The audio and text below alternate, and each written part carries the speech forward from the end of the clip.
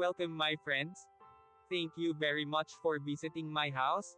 And sorry, the other parts of my videos, camera, are replicating, blur, or bright, because it's my time that I did it on purpose so that other people who pass by on the walking street in Balibago won't expose their faces too much.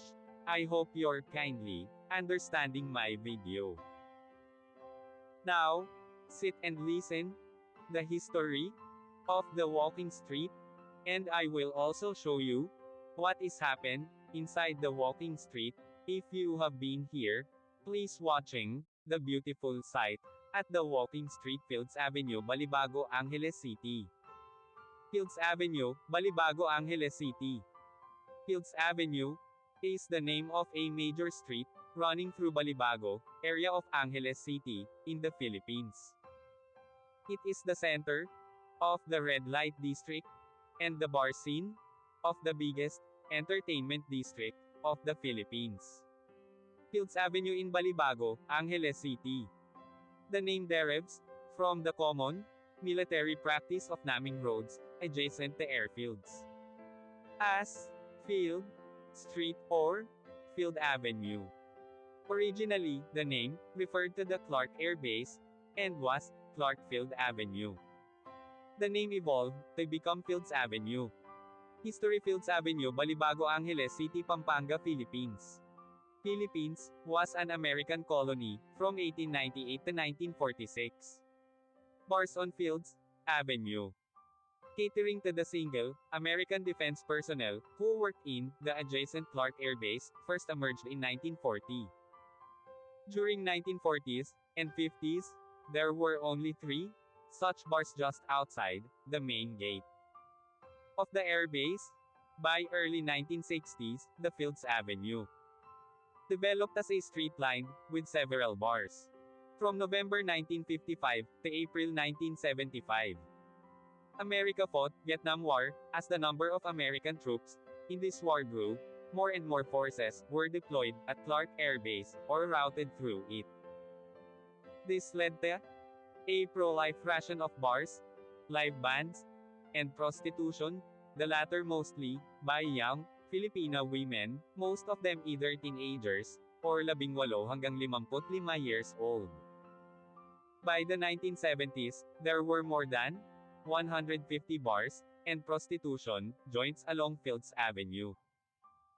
This led to a mushrooming of related, ancillary industries in the vicinity, namely music bands, hotels, doctors, hairdressers, and money exchange transfer services.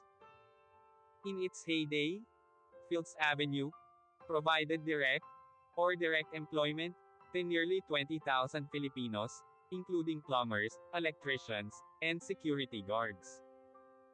In the 1980s, though the American presence remained steady, the bars and prostitution shops continued the pro-life rate. Many bars and prostitution dens were owned by Americans, as well as local politicians, thus leading to a nexus between the locals, politicians, and American military and ex-military personnel. With the withdrawal of American Defense Forces from Clark in 1993, many of these establishments changed hands, but continued to do business. As Clark was turned into a Special Economic Zone, SEZ, these bars and prostitution joints changed their clientele to suit their new customers, Japanese and Korean businessmen. Restaurants serving food from these countries began to appear, and signboards in these languages were put up. The period from 2000 hanggang 2010 saw further expansion of these joints, as the area was relabeled as an entertainment district. While prostitution was officially banned, girls working here were simply redesignated as guest relations officers (GRO), and prostitution continued in practice. Since then, bars and prostitution joints have continued to proliferate and expand. The extent of these establishments has continued further on both sides of Fields Avenue, and many smaller streets of Fields Avenue also sport smaller such establishments. In 2010, a section of Fields Avenue, at the end where it meets the MacArthur Highway, was named as Walking Street, mimicking Walking Street in Pattaya. This section was made pedestrians only, with road traffic banned from 6 p.m. to 6 a.m. People arriving by air either take a taxi direct to hotel or a jeepney to Main Gate Jeepney Terminal, located between the North SM Mall, Fields Avenue to south, and Bayanihan Park to east. Those arriving from Manila by bus ask the driver to drop them off at the corner of Fields Avenue and MacArthur Highway, or alight at Capas Angeles Transport Terminal, which is also walking distance from Fields Avenue and the MacArthur Highway. The presence of family-oriented activities on the other side of Fields Avenue, namely shopping malls, as well as activity centers in Clark Air Base, has led to a neat separation between the two. Fields Avenue tends to cater more to single foreigner men. And sometimes women too, with at least 5 bars, featuring gigolos and gays, while the rest of Clark caters to family-based entertainment. Fields Avenue remains among the safest streets in the region, with restaurants and hotels.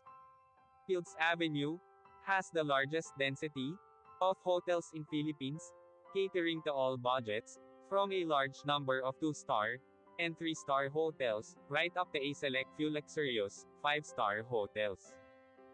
Many of the bars and hotels in Fields Avenue have restaurants attached.